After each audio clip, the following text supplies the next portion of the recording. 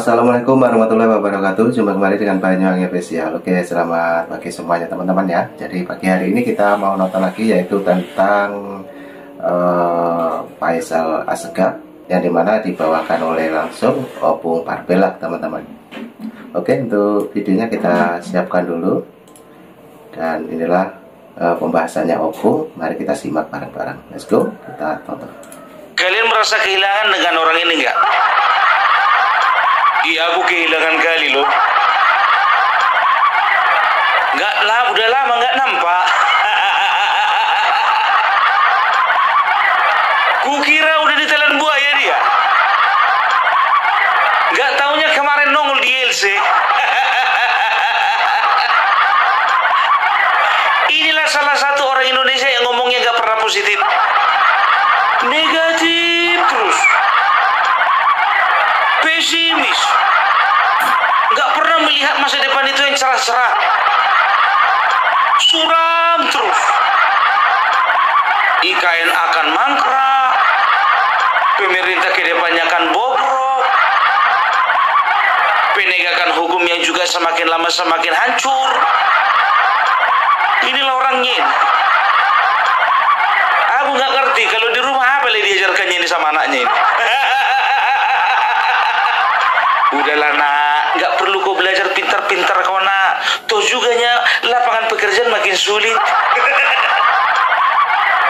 Nggak perlu pintar nak, yang penting banyak uang. Bagaimana caranya bisa banyak uang? Ya bikinlah gaduh di sana, gaduh di sini. Biar bisa diundang di TV kau nak kayak bapak.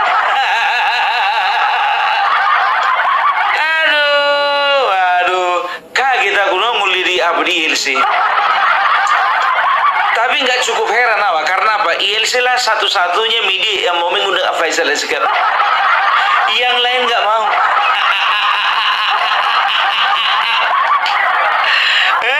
Biasa itu, kalau misalnya ILC, golongan-golongan inilah yang biasa diundang. Faisal Assegaf, Rocky Gerung, setelah itu Said Didu dan lain-lain sebagainya. Kalau misalnya sebelah sana lagi, yang rakyat bersuara ya, itu biasanya mengundang tamu-tamu dari RT 16. Walaupun dibikin pembicara tandingan, tapi udah tahu kita kemana arah pembicaraan orang ini, kemana pronya gitu loh. Jadi tahu nggak kalian, ngoceh lagi si Faisal Assegaf kemarin di LC, ngoceh. Kalian udah tahu kan kalau kawan ini selalu ngoceh itu selalu hasil dari halusinasi. Hanya perasaan dia yang dia curahkan. Dia hanya peduli dengan data yang dia punya, bukan data dari orang lain. Dia gunakan data sendiri, coba. Coba kita tengok dulu ya. Kawan ini mengkritik 100%, 100 hari pemerintahan Prabowo Gibran. Aduh, jujur aja gue bilang sebelum nonton pun juga geli kali aku, betul. Apalah kapasitas kawan ini untuk mengkritik masalah kepemimpinan Bapak Prabowo. Kita lihat dulu satu-satu, kita simak dulu ya kan. Yang pertama. Saya mau sedikit langsung agak keras saja. Sesuai fakta bahwa penyebutan kabinet Prabowo Subianto itu perlu dikoreksi ya Bang. Karena sejak awal semua publik disuguhkan oleh satu kompromi politik dengan tema melanjutkan. Jadi mungkin paling tepat itu kabinet separuh Jokowi, separuh Prabowo. Karena pembentukan kabinet itu sudah sangat jelas diisi oleh berbagai pihak, dari pihak geng Solo dan dari orang-orang terbaik yang memang dipilih oleh Pak Prabowo untuk melanjutkan kampanye selama bukan hanya Pilpres kemarin, tapi sejak cita-cita Prabowo masih muda, pasca 98 masuk ke gelanggang politik, itu memang intensif menyuarakan kemandirian bangsa, persatuan nasional, kemandirian energi, ini sesuatu yang bukan janji yang muncul pada 2014 atau 2019, tapi bergulir sampai pada akumulasi takdir politik, menghadirkan ada perkawinan paksa atau keputusan politik moral yang memang benar-benar merekrut orang yang dekat dengan Prabowo. Kita agak susah untuk menilai, Bang. Agak susah. Mereka sangat solid, sangat sungguh-sungguh bekerja. Tetapi karena di dalam kabinet atau perahu itu masih ada peninggalan dari loyalis Jokowi, sehingga ketika ditanya bagaimana dengan kinerja kabinet ini, saya setuju dengan pendapat publik. Semua akan mengatakan bahwa bukan kinerja saja, masuknya geng Solo ke dalam komposisi kabinet Pak Prabowo itu problem utama. Apa katanya? Geng Solo problem utama. Kita soroti dulu yang dibilang ini tadi apa?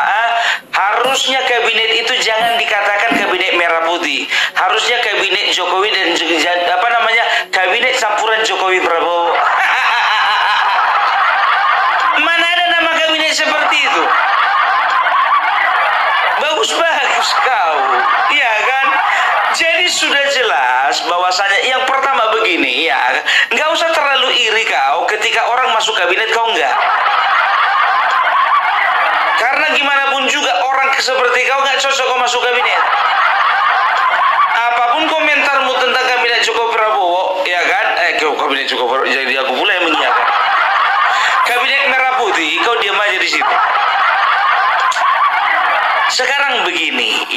Sekarang begini, Prabowo, Bapak Prabowo, ya, itu bisa jadi presiden oleh karena andil besarnya Bapak Jokowi. Itu yang pertama. Baru yang kedua, ya, adanya orang-orang Jokowi di dalam kabinetnya Prabowo, itu bukan orang Jokowi, tapi itu adalah orang-orang yang memiliki kemampuan yang dianggap masih diperlukan di kabinet Bapak Prabowo, yang direkrut Prabowo, ya, berdasarkan dengan pengalaman dan kemampuan. Ya, oleh karenanya ada istilah yang dinamakan dengan transisi. Makanya ketika Bapak Jokowi di akhir-akhir periodenya, ya, maka dia memasukkan orang-orang dan dia mengganti orang-orang di beberapa kementerian dengan orang-orang yang dianggap Bapak Prabowo memang betul-betul cocok untuk menduduki posisi sebagai menteri di kementerian-kementerian tersebut. Karena apa? Ini ada proses transisi, ya, ada proses peralihan, ya. Oleh karenanya antara Bapak Prabowo dengan Bapak Jokowi saling berdiskusi, saling bekerja sama, itu wajar. Yang nggak wajar ketika Bapak Prabowo minta pendapat sama kau, itu nggak wajar. Jadi nggak usah heran, jangan mengatakan bahwasanya di dalam itu ada geng Solo. Jujur ku bilang sama kau, kalau kau bicara geng Solo, ya, itu berarti ya ada bawaan-bawaannya orang Jokowi yang masuk ke dalam kabinet merah putih, kan begitu.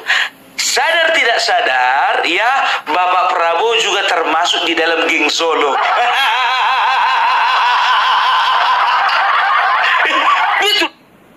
Nah, ini bakalan seru teman-teman ya, kalau Opung sudah membahas masalah dari Faisal Assegaf ini teman-teman, karena sudah lama ditunggu-tunggu oleh Opung Parbelak teman-teman ya.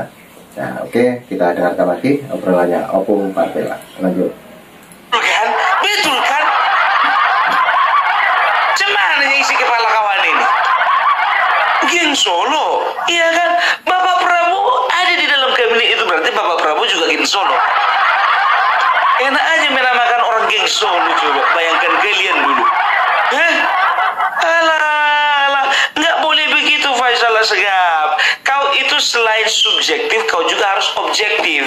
Mereka itu yang dipilih ya seperti Mendagri, Menteri Keuangan, Menteri KKP dan juga lain sebagainya, Erick Thohir dan sebagaimana ya. Itu semuanya adalah orang-orang yang dianggap memang mampu dan juga berhasil ya. Oleh karena itu Bapak Prabowo mau merekrut mereka untuk membantu Bapak Prabowo di kabinet yang baru. Ngonole. Yang kedua, pokoknya kupas habis kau. Kupas habis. Sekali kau muncul, kupas habis kau. Misal dalam yang tadi disebut di awal, soal pagar laut. Bagaimana perintah yang sangat terang dan jelas dilakukan oleh Pak Prabowo, tapi hambatan itu justru datang dari geng Solo, kelompok loyalis Jokowi. Misalnya Menteri Kelautan itu tampak disoroti.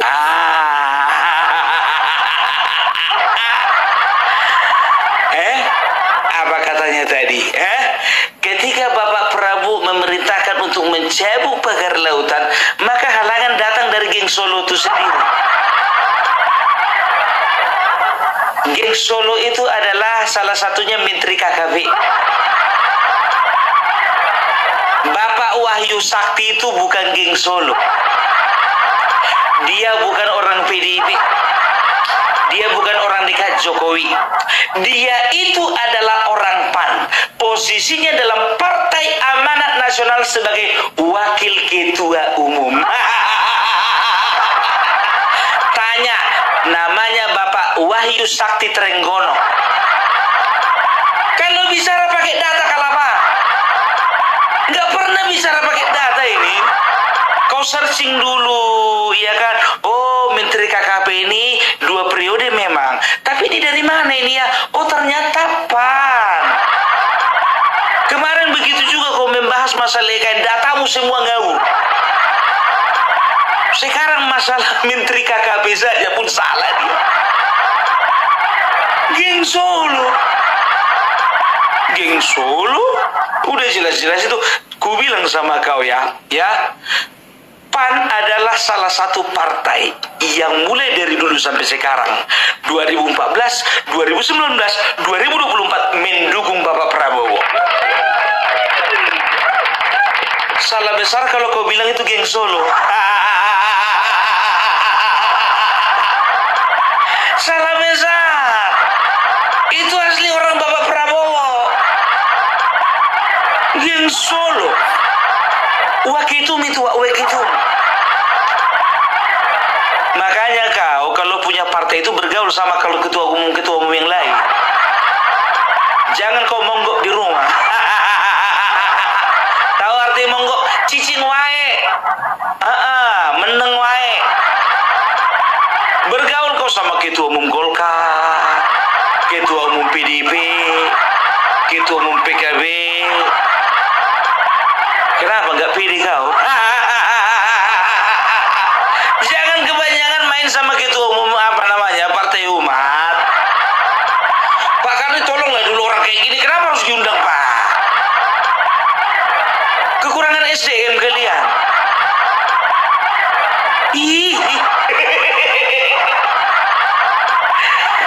Aduh, salah data lagi. Tengok lagi ya. Mana dia? Itu baru dua loh, masih 2. Tapi kalau sekarang ini agak susah. Dicemari, dikotori, distorsi.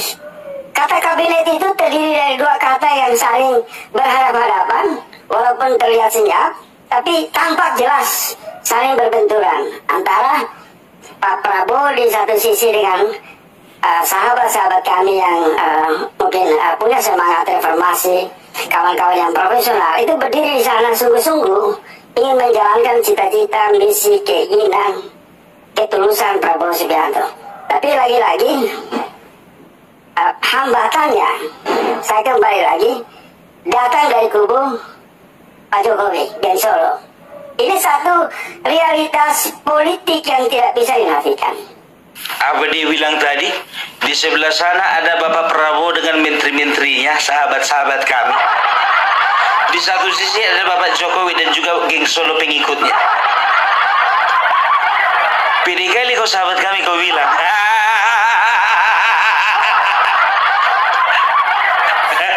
Kok ngaku-ngaku kau? Coba periksa dulu orang itu ngaku nggak sahabat kau? Sahabat-sahabat kami, Japulu. Nggak usah lah, sekarang begini, ya orang itu pun juga lebih sukanya itu dipanggil sahabat-sahabatnya Bapak Jokowi daripada sahabat-sahabat Faisal Assegaf. Nggak level, Wak. Perasaan punya banyak kawan menteri kau. Sekarang begini tujuanmu apa? Kau ya dia katakan kedua-duanya saling berbenturan. Mimpi menghayal kau. Saling berbenturan, yang ada mereka itu saling bersinergi, saling bekerja satu sama dengan yang lain. Kau yang berusaha membenturkan mereka. Ini sama halnya dengan anak ayam berusaha ingin mengadu domba singa dengan serigala. Ngerti kan? Ngerti kan maksud analisa aku kan? Analoginya begitu. Seekor anak ayam ingin mengadu domba antara singa dengan serigala.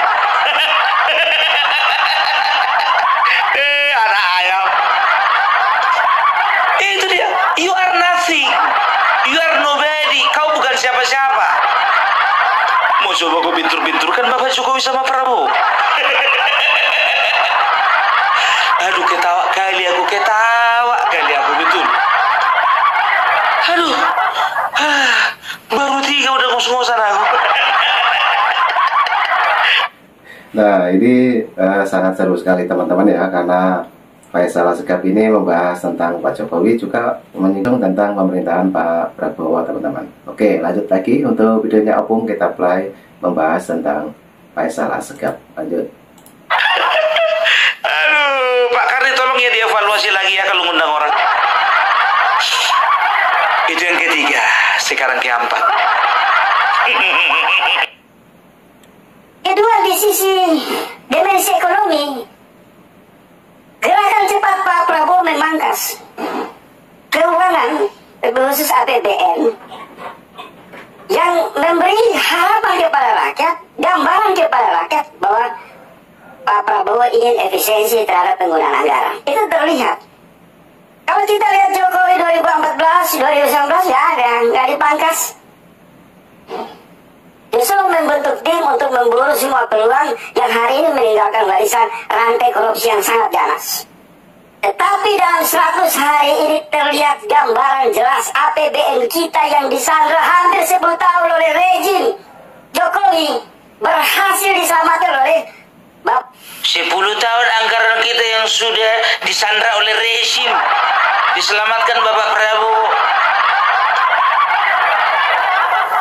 SDM-mu rendah kali kau.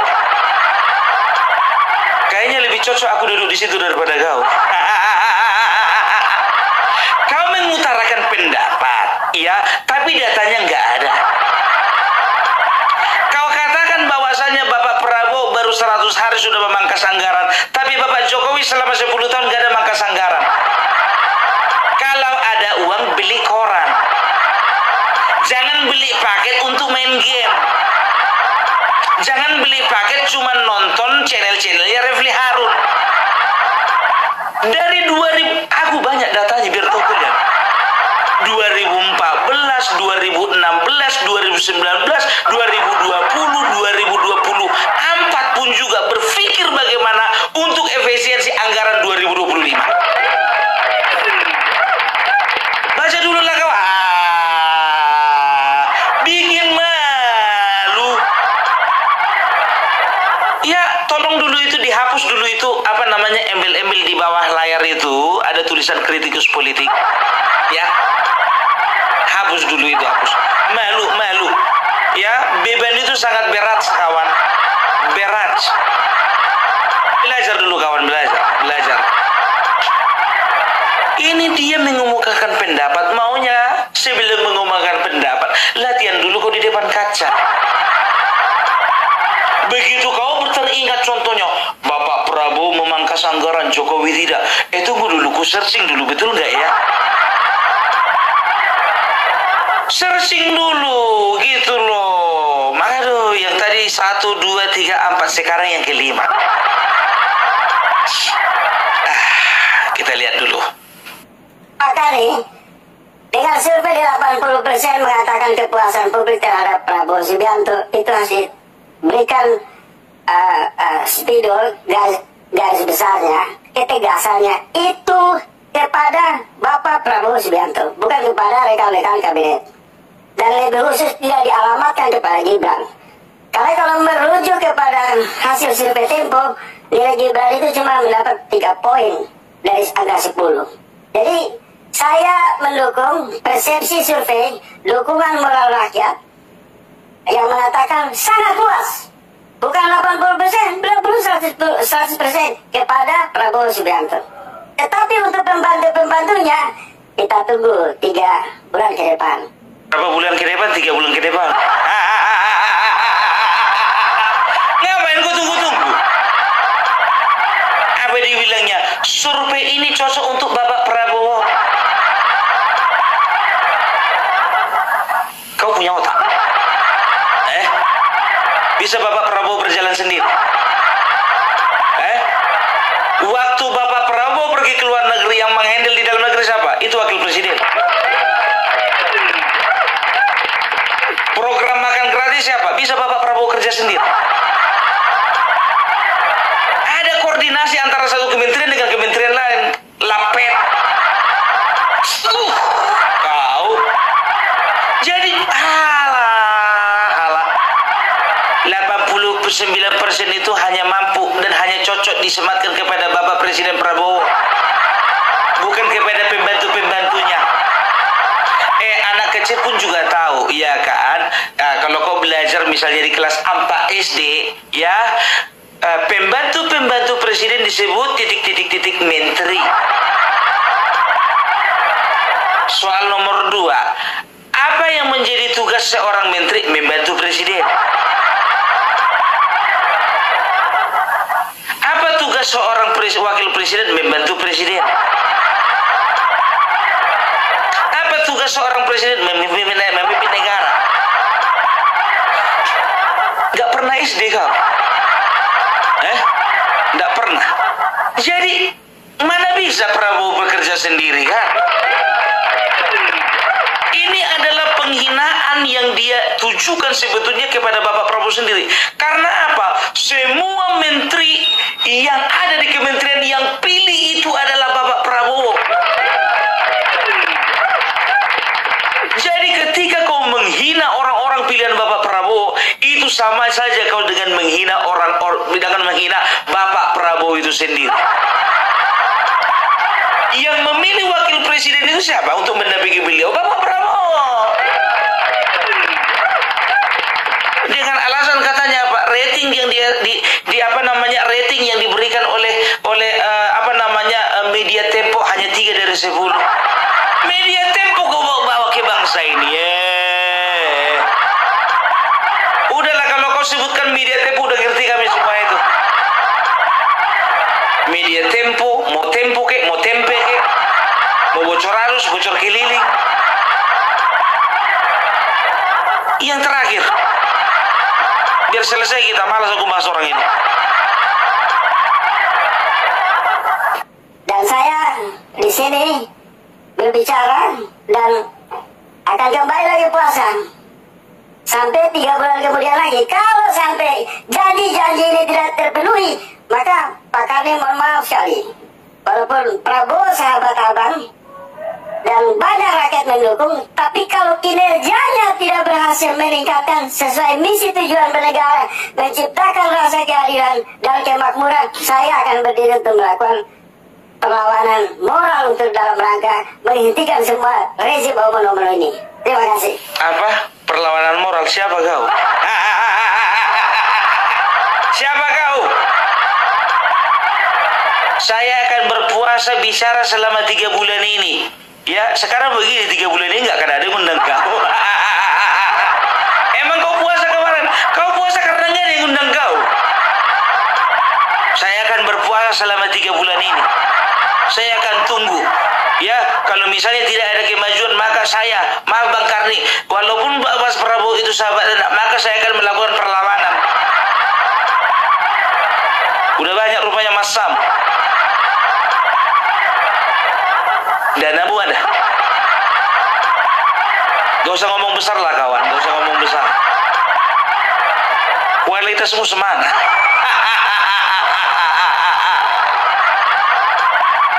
Sedangkan partai PDIP yang sudah termasuk berat dan juga besar, sekarang lagi cari hati sama Prabowo. Ini kau.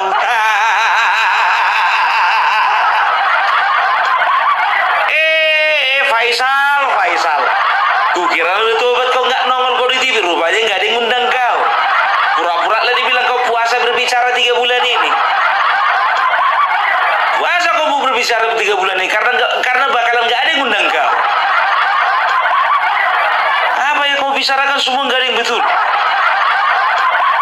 Dari 10, 11 yang nggak benar. Bayangkan, dari 10, 11 yang hoax. 11 yang hoax. Satu lagi dari mana itu?